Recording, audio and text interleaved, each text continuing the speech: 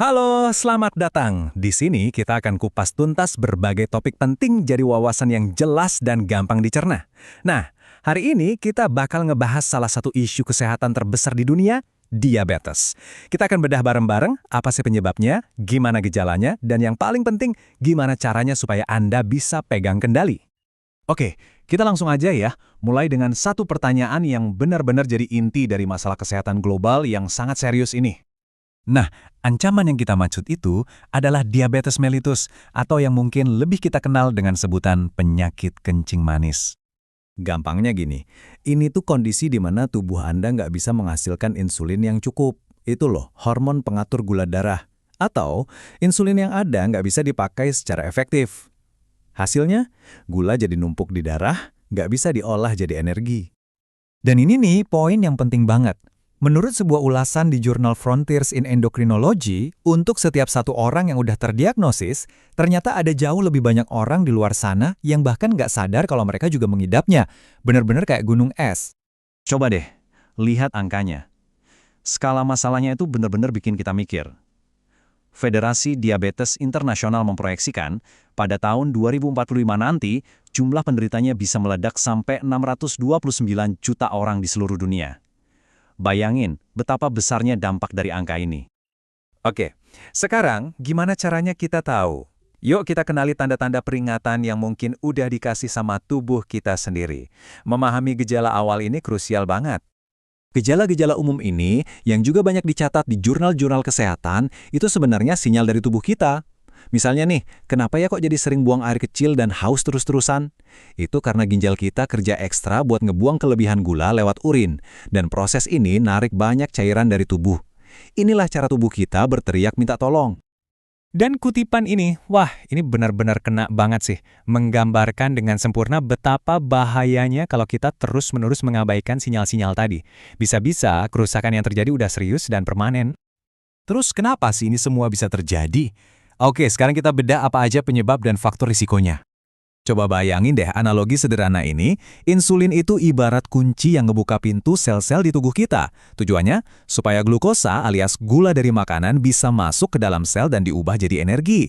Nah, pada penderita diabetes, kuncinya ini entah rusak atau jumlahnya kurang. Akibatnya, gula jadi kejebak di luar, numpuk di aliran darah, sementara sel-sel kita malah kelaparan. Nah, ini bagian yang paling krusial. Ada hal-hal yang emang nggak bisa kita ubah, kayak faktor keturunan atau usia. Tapi coba deh lihat kolom yang di sebelah kanan. Banyak banget kan? Justru risiko-risiko terbesar itu datang dari pilihan gaya hidup kita sehari-hari. Dan ini membawa kita ke bagian yang paling memberdayakan. Setelah tahu risikonya, sekarang kita bahas strategi yang bisa Anda gunakan untuk mengambil alih kendali kesehatan Anda sepenuhnya.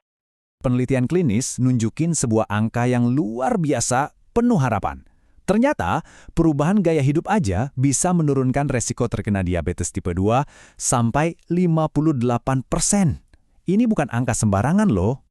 Dan yang lebih keren lagi, angka sebesar itu bisa kita capai cuma dalam 3 tahun, cukup dengan modifikasi gaya hidup yang konsisten. Ini bukti nyata betapa besarnya kendali yang kita punya atas kesehatan kita sendiri. Menurut berbagai tinjauan ilmiah, intinya ada 3 pilar utama. Pertama, jaga pola makan sehat. Kedua, rutin bergerak atau beraktivitas fisik. Dan ketiga, pertahankan berat badan yang ideal. 3 hal ini adalah fondasi utama untuk manajemen dan pencegahan diabetes.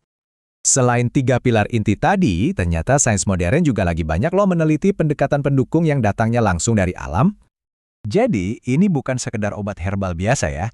Ini adalah bidang kedokteran yang benar-benar meneliti senyawa aktif dalam tumbuhan secara ilmiah untuk melihat gimana mereka bisa mendukung kesehatan kita. Tinjauan di jurnal yang sama, Frontiers in Endocrinology, menyoroti beberapa tumbuhan yang potensinya udah diteliti secara ilmiah. Contohnya, ada pare atau Mormordica charantia yang diteliti bisa bantu ningkatin penyerapan glukosa. Terus ada kayu manis atau Cinnamomum zelanicum yang berpotensi bantu mengontrol kadar gula. Kedengarannya familiar kan? Dan menariknya, bahan-bahan alami kayak gini inilah yang sering jadi inspirasi buat solusi-solusi pendukung yang lebih praktis. Tapi ingat ya, ini penting banget. Semua ini harus digunakan dengan bijak. Selalu konsultasikan dulu dengan dokter atau tenaga kesehatan profesional sebelum Anda mencoba terapi baru, termasuk suplemen herbal. Ini semua adalah bagian dari rencana besar untuk kesehatan Anda, di mana gaya hidup sehat tetap jadi pemeran utamanya. Nah, kita udah ngebahas semuanya, mulai dari ancamannya, tanda-tandanya, sampai strategi untuk mengambil kendali. Buat Anda yang mungkin bingung mau mulai dari mana, atau pengen melengkapi gaya hidup sehat dengan sesuatu yang praktis, Anda bisa coba lirik suplemen yang mengandung ekstrak herbal teruji seperti Betacare dari Naturafit, yang memanfaatkan kebaikan bahan-bahan alami yang kita bahas tadi. Jadi, pertanyaannya sekarang bukan lagi bisa nggak ya, tapi lebih ke langkah sehat mana yang akan Anda ambil untuk memulai perjalanan Anda mulai hari ini.